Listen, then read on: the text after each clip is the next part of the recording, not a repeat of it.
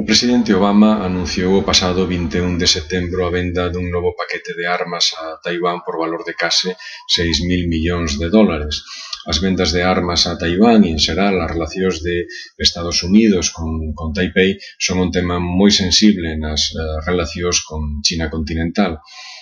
Ante este feito, as reaccións non se fixeron esperar. Internamente, os republicanos acusaron a Obama de traizón por non acceder á venda dos aparatos F-16CD que Taipei demandaba, mentras que os demócratas aseguran que a decisión de Obama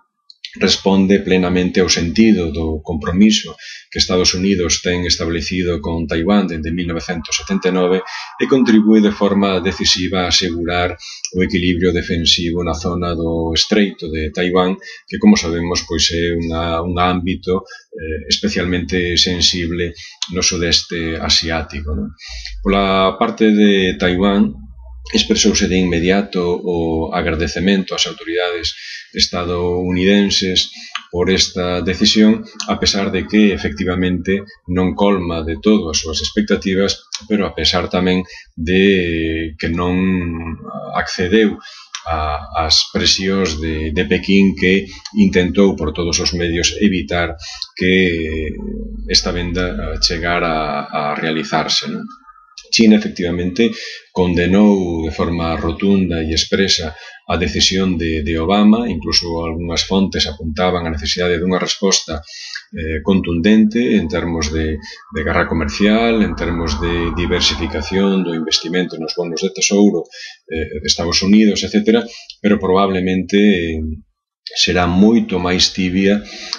incluso que en ocasións anteriores, non? Compre lembrar que en 2010 unha decisión similar levou á suspensión total dos intercambios militares. Nesta ocasión houve chamadas ao embaixador, chamadas ao agregado de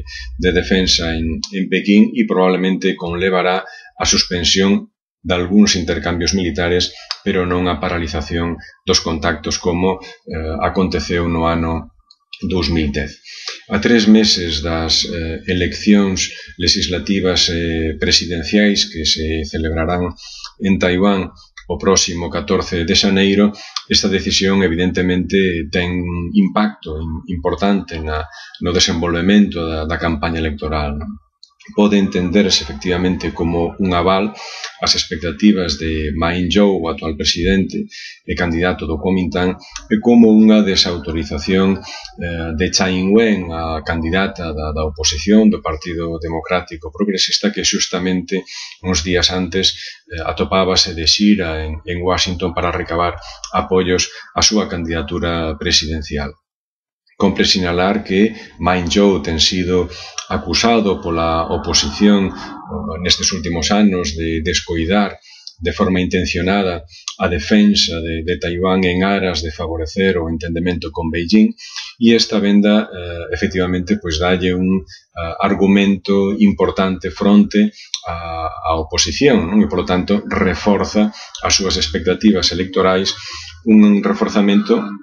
que tamén, a pesar das apariencias, pode beneficiar a Beijing, que ve no Kuomintang garantías de continuidade dunha política que reforza tamén a interdependencia mutua e afasta o perigo de independencia buscado polo PDP, o Partido Democrático Progresista.